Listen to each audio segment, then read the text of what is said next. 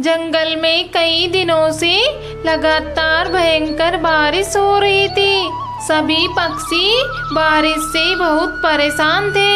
उसी जंगल में रानी नाम की एक चिड़िया भी रहती थी। उसकी एक बेटी थी जिसका नाम गुड़िया था। रानी चिड़िया बहुत गरीब थी, जिसके कारण वह अपने घर की मरम्मत नहीं कर पाई। तेज बारिश की वजह से उसके घर में पानी भर गया था, जिसकी वजह से रानी चिड़िया बहुत परेशान हो गई। हे भगवान, अब मैं क्या करूं?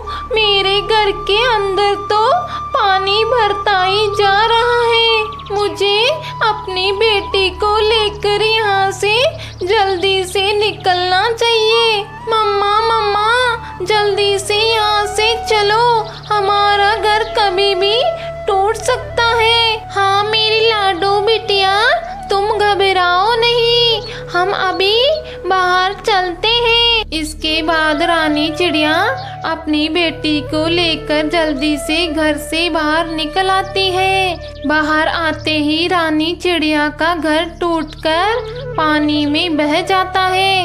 अब रानी चिड़िया अपनी बेटी को लेकर जंगल में दूसरे पक्षियों के पास मदद मांगने के लिए जाती है।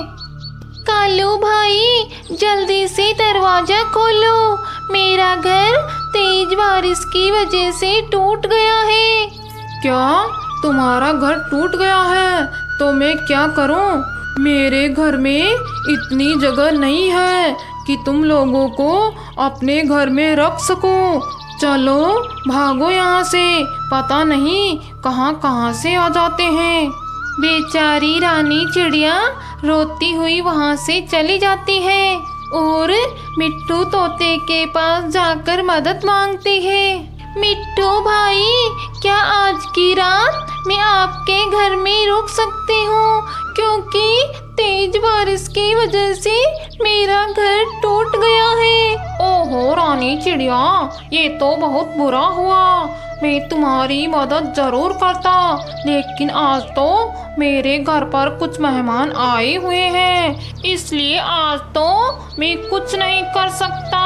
ठीक है मिट्टू भाई, मैं कहीं और जाकर मदद मांगती हूँ। इसी तरह रानी चिड़िया कई पक्षियों से मदद मांगती है, लेकिन किसी ने भी उसकी मदद नहीं की और वह थक हार कर एक बरगद के पेड़ के नीचे आकर बैठ जाती है। मम्मा, मुझे बहुत तेज ठंड लग रही है और भूख के मारे तो मेरे पेट में दर्द भी हो रहा है। हाँ मेरी प्यारी बिटिया, तुम्हें बहुत तेज भूख लग रही है, लेकिन मैं क्या करूं? ये बारिश है कि रुकने का नाम ही नहीं ले रही। हे भगवान, आप हमारी ऐसी कठिन परीक्षा क्यों ले रहे हैं? रानी चिड़िया जिस बरगद के पेड़ के नीचे बैठकर रो रही थी, उसमें से एक परी निकलकर आती है।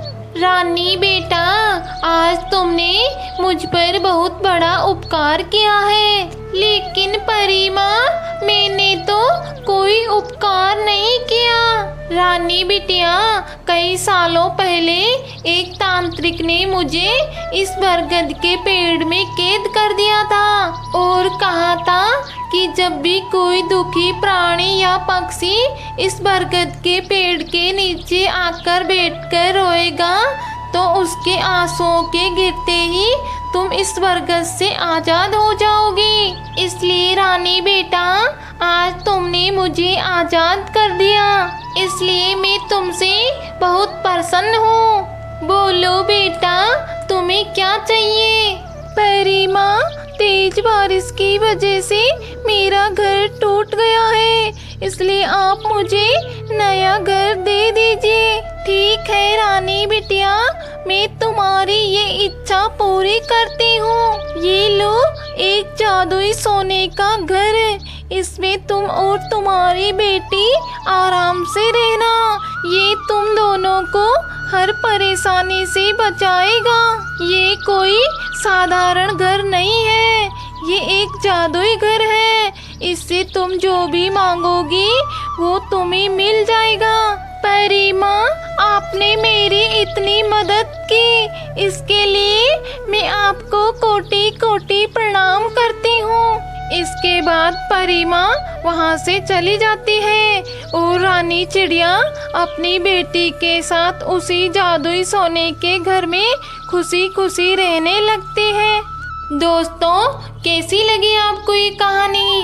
ऐसी और नई नई मज़ेदार कहानियाँ देखने के लिए हमारे इस वीडियो को लाइक और चैनल को सब्सक्राइब करना ना भूलें। धन्यवाद।